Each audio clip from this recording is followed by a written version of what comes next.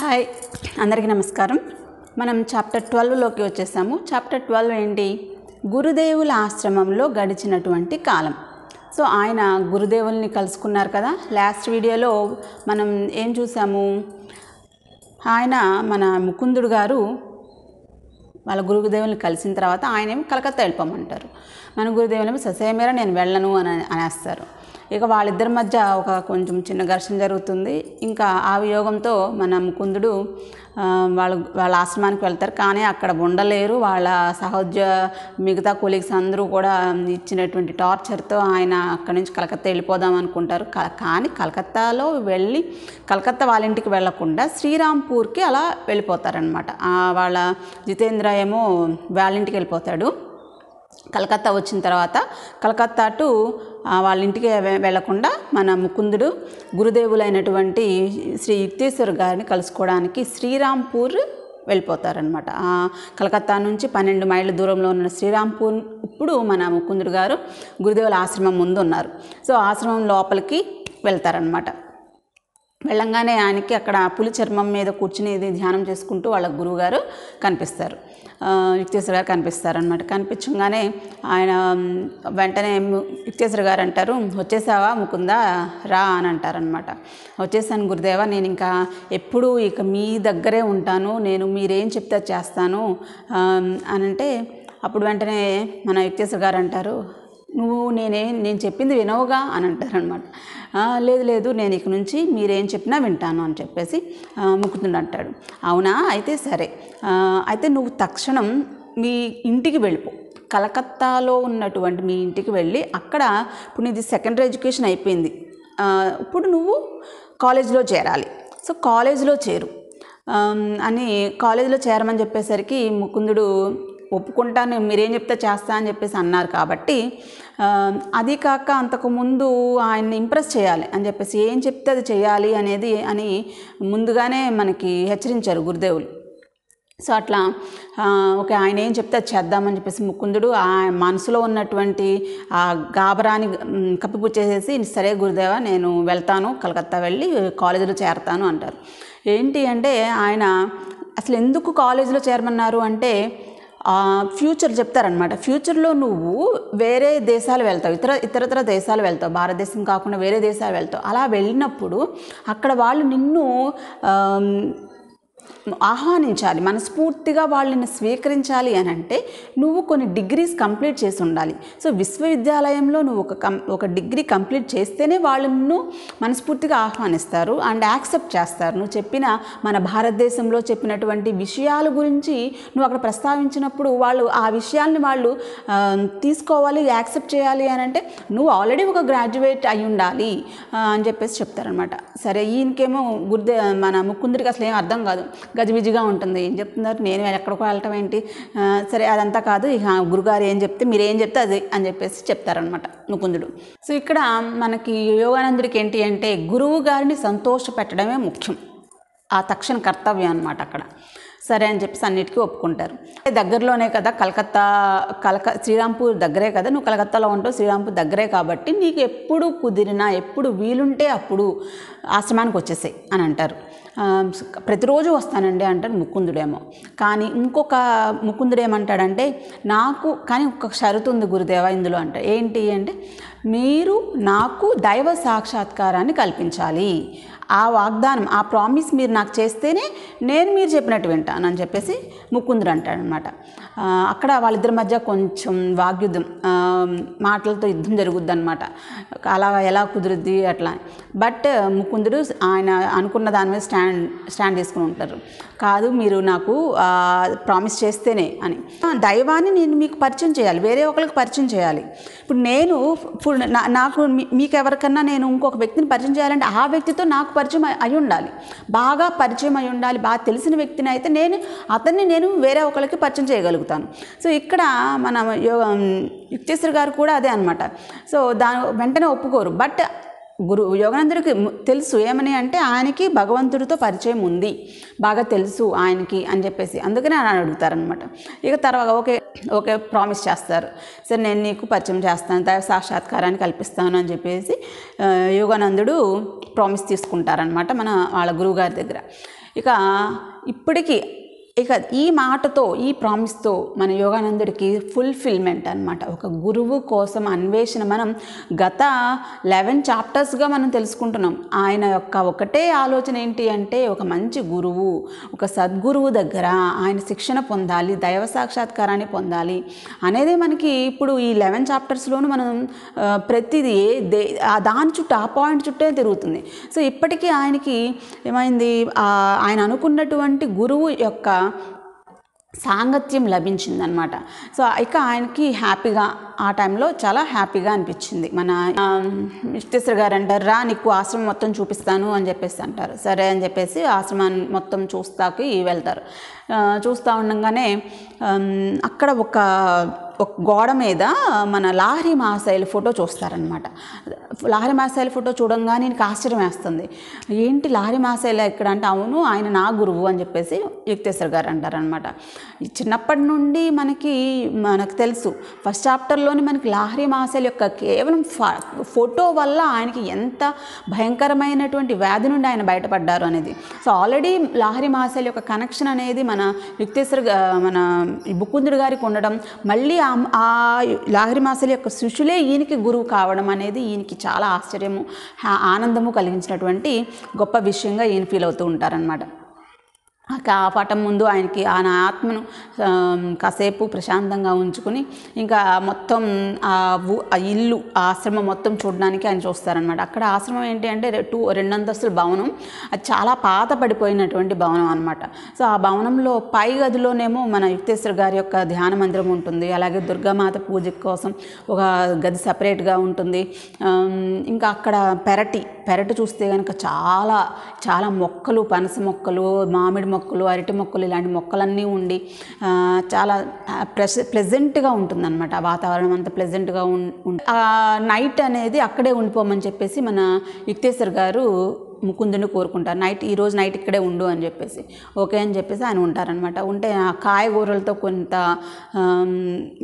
ఆ కాయగూరలు వాటన్నిటితో కలిపినటువంటి భోజనం, ఫలహారాలు ఆ రోజుకి తీసుకుంటారు. అక్కడ 2 శిష్యులు ఆల్రెడీ ఉన్నారు. ఆ శిష్యులు వండినటువంటి భోజనము వీళ్ళు తీసుకుంటారు. ముందు యోగానందుడు గురువుగారిని అడుగుతారు, ఏమని అంటే, మీ చిన్నప్పటి విషయాల గురించి నాకు కొంచెం వివరించండి గురుదేవా అని అంటారనమాట. సరే అని చెప్పేసి ఆయన మొదలు పెడతారు. ఏమని, నా యొక్క పేరు, చిన్నప్పటి పేరేంటి అంటే ప్రియనాథ్ కరార్ అనేది ఆయన యొక్క చిన్ననాటి పేరు. వాళ్ళ యొక్క నాన్నగారు ఏంటి, గొప్ప వ్యాపారి, చాలా సంపద, డబ్బు ఉన్నటువంటి బిజినెస్ మ్యాన్ అంట. భవనం ఏంటి అంటే ఈ ఇల్లు ఇదంతా కూడా వాళ్ళ నాన్నగారు తనకి ఇచ్చినటువంటి భవనం, దాన్ని ఆశ్రమంగా చేసుకున్నారనమాట యుక్తేశ్వర్ గారు.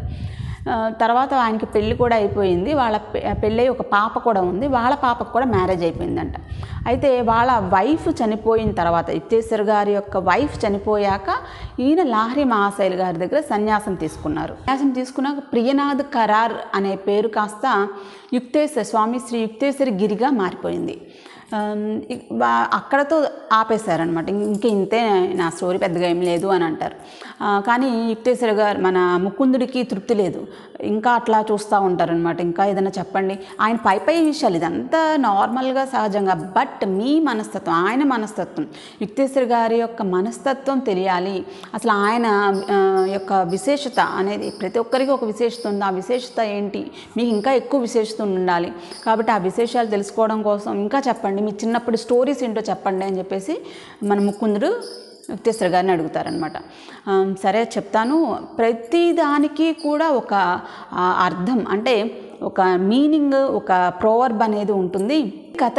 ప్రతి కథకి కూడా ఒక నీతి అనేది ఉంది అని చెప్తారు. సో అందులో ఫస్ట్ది ఏంటి అంటే, చిన్నప్పుడంట వాళ్ళ యుక్తేశ్వర గారి వాళ్ళ అమ్మగారు చెప్తారు యుక్తేశ్వర గారితో, సంథింగ్ ఏదో మరి భోజనం చేయకపోతేనో లేకపోతే మాట వింటలేదనో, అదిగో ఆ రూమ్లోకి ఒక దెయ్యం ఉంది, నువ్వు జాగ్రత్తగా ఉండాలి అని చెప్పేసి హెచ్చరించారంట వాళ్ళ అమ్మగారు.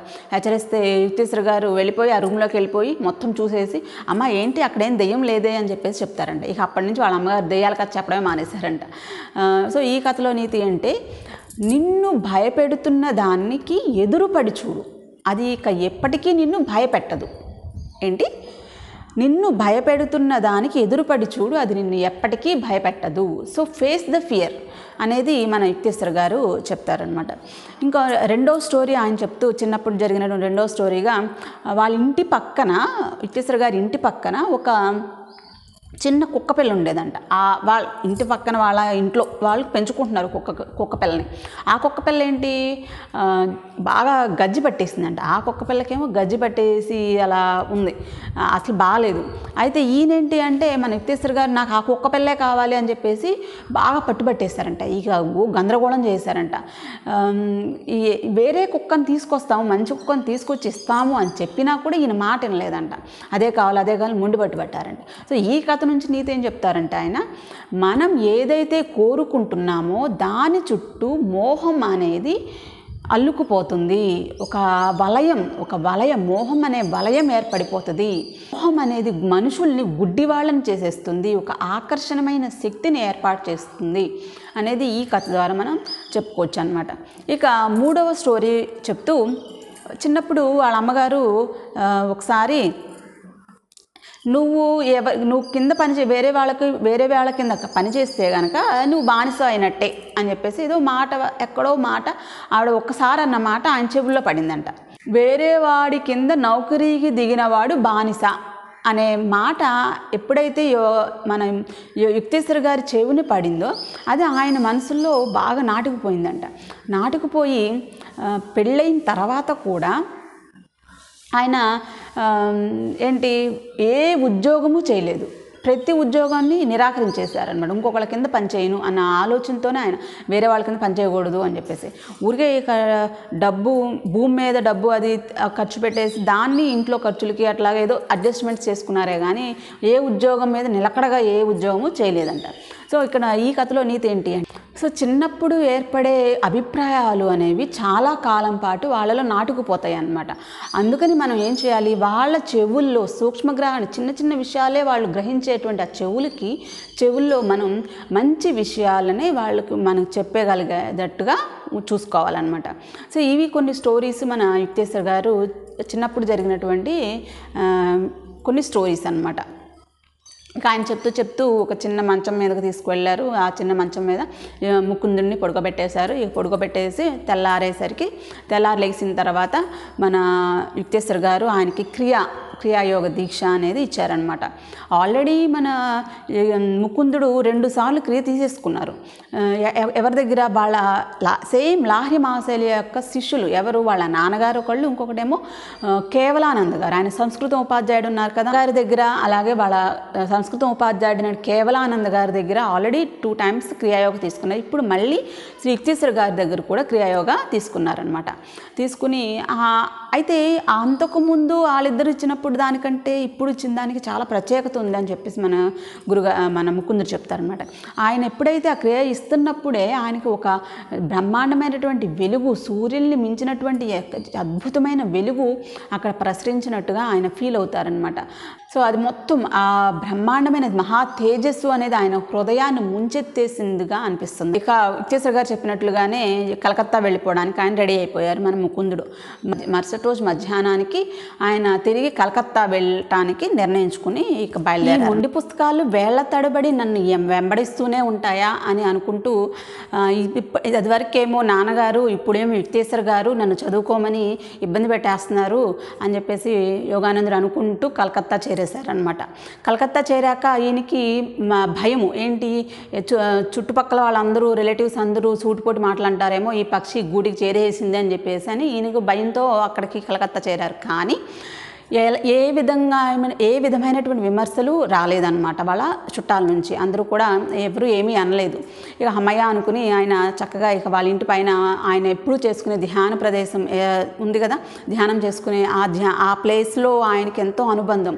అక్కడే ధ్యానం చేసిన, భగవంతుడిని వేడుకున్న, ఏడ్చిన, వాళ్ళ అమ్మ కోసం ఏడ్చిన, భగవంతుడి కోసం ఏడ్చిన, గురువుగారి కోసం ఏడ్చిన, అవన్నీ కూడా జ్ఞాపకాలు ఆ ప్లేస్లో ఆయనకు ఉన్నాయి. సో ఆ ప్లేస్లో కూర్చుని ఆ ప్లేస్కి చెప్పుకున్నాడు. ఫైనల్గా నేను నా గురువు అనే ఓడరేవుకి చేరుకున్నాను అని చెప్పేసి ఆయన షేర్ చేసుకున్నారు అనమాట.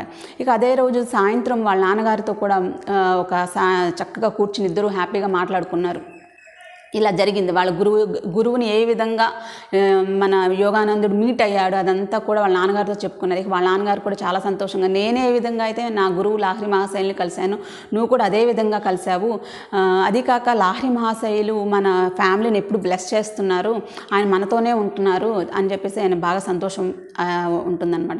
అదేవిధంగా ఇంకా ఏమంటారంటే, నువ్వు ఎక్కడికో నీ గురువు కోసం నువ్వు ఎక్కడికి హిమాలయాలకు దూరం వెళ్ళవసరలా, నువ్వు నీ గురువు గారికి దగ్గరలో ఉంటున్నావు, అలాగే నాకు దగ్గరలో నువ్వు ఉంటున్నావు అనేది నాకు చాలా సంతోషంగా ఉంది. శ్రీరాంపూర్ అంటే దగ్గరే కాబట్టి నువ్వు దగ్గరగా ఉంటావు, నాకు కూడా చాలా దగ్గరగా ఉంటావు అని చెప్పేసి చెప్తారనమాట.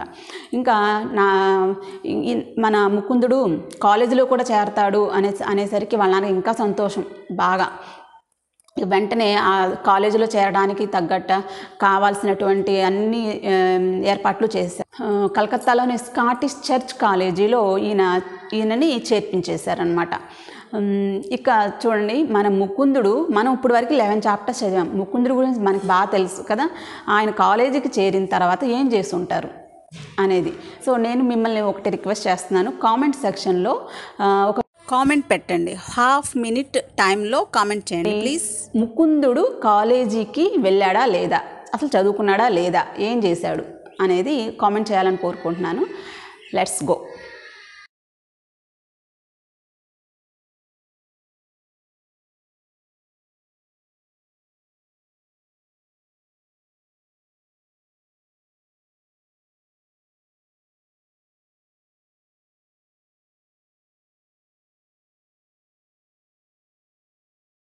తెలిసినట్లే యోగానందుడు విశ్వవిద్యాలయంలో అంటే కాలేజీలో ఎక్కువ టైం స్పెండ్ చేసేవాళ్ళు కాదు.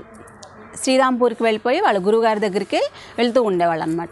అక్కడే అట్లా వెళ్తూ ఉండగానే ఈయనకి ఏముంది, జస్ట్ పాస్ మార్కులతో ఆ క్లాసెస్ అన్నీ కూడా పాస్ అవుతూ వచ్చారు. మన యుక్తేశ్వర్ గారు కూడా యోగానందుడిని ఏమీ అంటలేదు. ఇక ఏమి అనకపోయేసరికి ఇంకా ఆయనకి చక్కగా ఇక ఎప్పుడూ కూడా ముకుందుడు కుదిరినప్పుడల్లా వచ్చేసి ఆశ్రమంలోనే ఎక్కువ టైము స్పెండ్ చేస్తున్నారనమాట.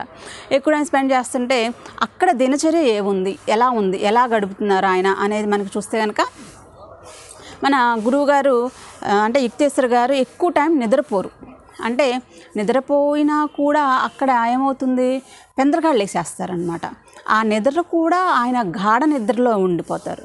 ఆ గాఢ నిద్ర కాదు, ఆ మేలుకు ఎట్లా తెలుసు ఆయన గాఢ నిద్రలో ఉన్నారంటే గురి పెట్టి సౌండ్లు చేస్తూ ఉంటారంట.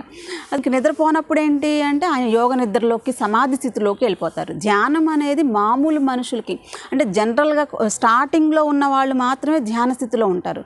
ఒక యోగికి ధ్యాన స్థితి దాటిపోయి వాళ్ళు సమాధి స్థితిలోకి వెళ్ళిపోతారనమాట. సో అలా మన యుక్తేశ్వర్ గారు ఎక్కువగా సమాధి స్థితిలోకి అలా కూర్చుని మాట్లాడుతూనే సమాధిలోకి వెళ్ళిపోతూ ఉంటారంట.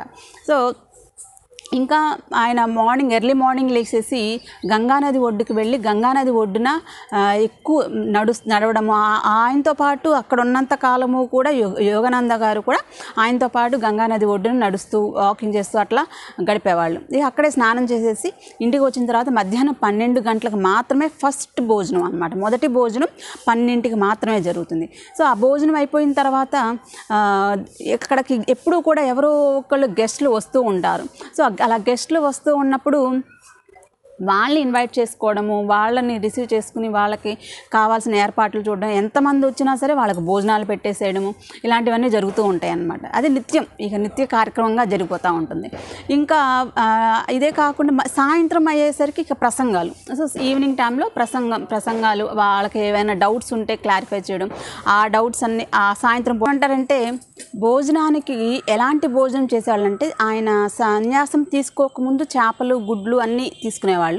బట్ సన్యాసం తీసుకున్నాక ఆయన అవన్నీ మానేసేసి భోజనంలో జస్ట్ పసుపు అన్నం, ఆ పసుపు అన్నంలో ఆకుకూరలు ఏదన్నా వేసుకుని తినడము, దానిపైన నెయ్యి వేసుకుని చిలకరించుకుని తినడము, అలాగే గింజలు అంటే చిక్కుడు గింజలు అలాంటివి, శనగలు అట్లాంటి వాటిని ఆహారంలో కలుపుకుని తినడము, ఇది నిత్యం ఆయన భోజనంలో ఎక్కువగా ముఖ్యంగా ఉంటుందన్నమాట. ఈ సాయంత్రానికి కూడా పెద్దగా సాయంత్రం 8ంటికి మళ్ళీ భోజనం అనమాట, రెండు పూట్ల. సో మార్నింగ్ మధ్యాహ్నం 12ంటికి అలా అంటే నైట్ 8ంటికి ఈ మధ్యలో ఒక సత్సంగం జరుగుతూ ఉంటుంది. ఇది నిత్యము జరుగుతూ ఉండే కార్యక్రమాలు అనమాట. ఆశ్రమంలో ఈయనకి ఏంటి ఒక గుణపాఠం నేర్చుకున్నారు. ఏంటి ఆ గుణపాఠం అంటే దోమలు వలన ఆయన ఒక గుణపాఠం నేర్చుకున్నారు. ఆశ్రమంలో ఎక్కువగా దోమలు ఉండేయంట. అసలు ఇక ఎప్పుడు నిరంతరం ఆ దోమలు తిరుగుతూనే ఉండేవి. అయితే యోగానందుడికి ఏమో నిద్ర పట్టేది కాదు.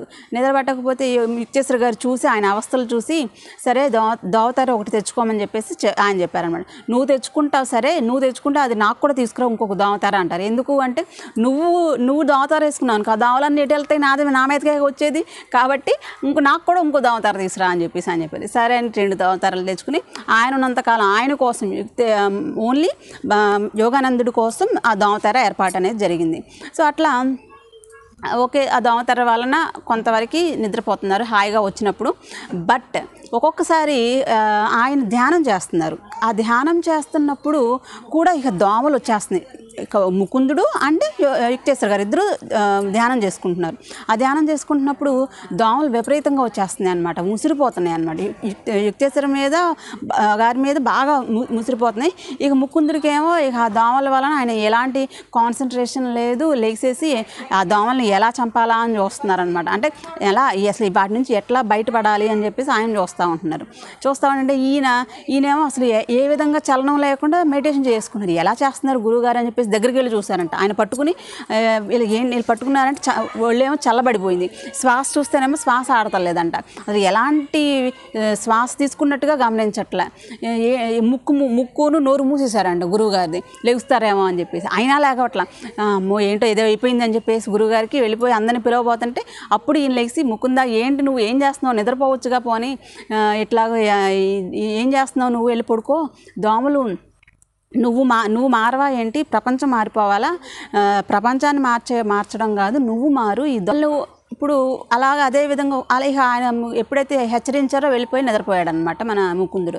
ఇంకొకసారి అదేవిధంగా మళ్ళీ ఒక సత్సంగం జరుగుతుంది. సత్సంగం జరుగుతున్న టైంలో ఒక దోమ వచ్చేసి నేరుగా ముకుందుడి యొక్క తొడ మీద బాగా గుచ్చేసింది అనమాట. గుచ్చేసినప్పుడు గట్టిగా చంపాలని చెప్పి చేయెత్తాడండి. చేయెత్తేసి మళ్ళీ జీవహింస మహాపాపం అని చెప్పి పతంజలి గారిది గుర్తొచ్చి మళ్ళీ ఆగిపోయారంట. ఆగిపోయేసరికి అదే ఆ చేయెత్తడం అనేది యుక్తేశ్వర గారు చూసి ఏంటి ఆగిపోయావేంటి అని చెప్పేసి అడిగితే, అలా జీవహింస మహాపాపం కదండి అంటే, అసలు పాపం కానీ నువ్వు మనసులోనే ఆల్రెడీ చంపేసావు ఆ దోమని, నువ్వు చంపాలి అన్న ఆలోచన నీ మనసులోకి వచ్చింది కదా, సో ఇక అంటే నువ్వు చంపేసినట్టు ఆ దోమని అని చెప్పేసి చెప్తారనమాట. మరి అంటే ఇప్పుడు మనం కుట్టించుకోవాలా ఏంటి, దాన్ని అది కొడుతుంది కదా అని చెప్పేసి ఇంకా మన దేహం నాశనమైనా పర్వాలేదా అని చెప్పేసి అప్పుడు ముకుందుడు అడుగుతాడు అనమాట. అడిగినప్పుడు అట్లా ఏం కాదు, అట్లా ఏం అవసరం లేదు, మన కర్మ అంటే మన దేహాన్ని కాపాడుకోవడం. ఇప్పుడు మన దేహం అనేది ఎంతో సంక్లిష్టమైనది, షట్చక్రాలు అన్నీ చాలా గొప్పగా ఉంటుంది, కానీ ఆ జంతువులకి అవేమీ ఉండవు. మన దేహాన్ని మనం కర్మ వల్ల వేరే వాడిని కావాలని హింసించకూడదు, బట్ మన కోసం మన దేహాన్ని కాపాడుకోవడం కోసం మాత్రం మనం అలా చేయొచ్చు అని చెప్పేసి చెప్తారనమాట. ఇంకా ఇట్లాంటి ఈ దోమలే కాకుండా ఈయన అనుకుంటారు, అబ్బా దోమలు సింపుల్గా అయిపోయింది, ఏ పులో లేకపోతే ఇంకోటి ఎదురొస్తే గురుగారు ఏం చేస్తారో అని చెప్పేసి ముకుందుడు అనుకుంటాడు అనమాట.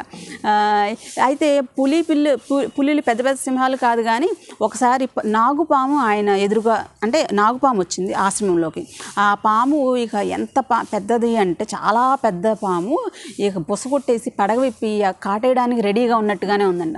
అట్లాంటి టైంలో మన యుక్తేశ్వర గారు ఎదురుగా ఉన్నారంట. ఆయన క్లాప్స్ కొడుతూ చిన్న చిన్న సౌండ్స్ చేశారంట. సౌండ్స్ చేసినప్పుడు దాన్ని ఇక అది చూస్తూ ఉంటుందన్నమాట.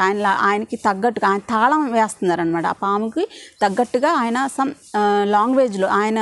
లాంగ్వేజ్లో తాళం వేస్తున్నారు. సో అంటే ఆ పాముల్ని కూడా ఈయన వశీకరణం చేసుకోగల శక్తి మన యుక్తేశ్వర గారికి ఉందన్నమాట. సో ఇది ఈ చాప్టర్ 12 ఇంకా పూర్తి అవ్వలేదండి. నెక్స్ట్ ఇది పార్ట్ 1. పార్ట్ 2 మనం నెక్స్ట్ వీడియోలో చూద్దాము. ఇంకా గురువుగారి ఆశ్రమంలో నేర్చుకోవాల్సిన విషయాలు మనకి చాలా ఉన్నాయి ఇంకా. సో అవన్నీ నెక్స్ట్ వీడియోలో చూద్దాము. Okay, thank you.